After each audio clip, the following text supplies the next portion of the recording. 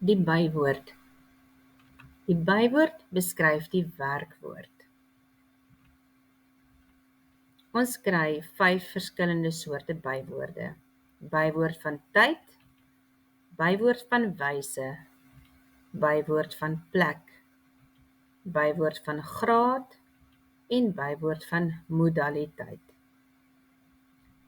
Die volgorde waarin bywoorde gebruik word is belangrik en moet altyd eers tyd, dan wyse en dan plek wees.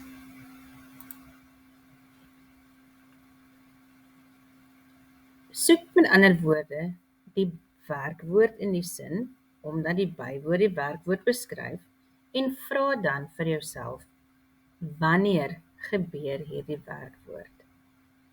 Dan weet jy is besig met 'n bywoord van tyd. Nou 'n bywoord van tyd is een woord. Die kompetisie begin môre. Wanneer begin die kompetisie? Môre. So môre is my voorbeeld van 'n bywoord van tyd.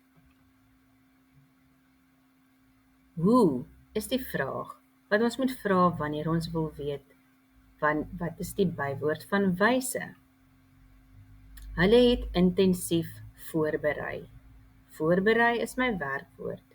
So nou vra ek, hoe het hulle voorberei? Intensief. Waar is die vraag wat ek moet vra om te weet wat is my bywoord van plek? Hulle kry mekaar.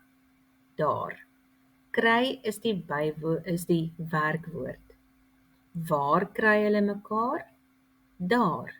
So daar is my bywoord van plek.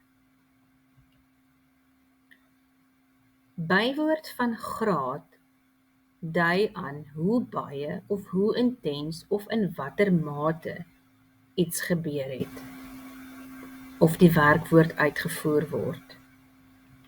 Ons het heeltemal verdwaal. Verdwaal is my werkwoord. So hoe erg het ons verdwaal? In watter mate? Hoe baie het ons verdwaal? Heeltemal. So, 'n grafiek is maar net 'n manier om ons te herinner daaraan dat daar verskillende hoogte- en laagtepunte kan wees by die bywoord van graad.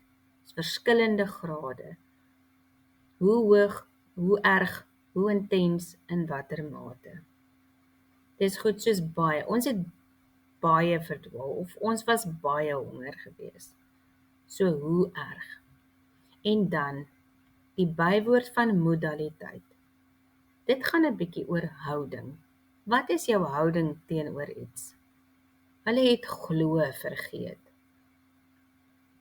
Die woord glo sê vir ons dat die spreker nie heeltemal oortuig is daarvan dat dit die waarheid is nie.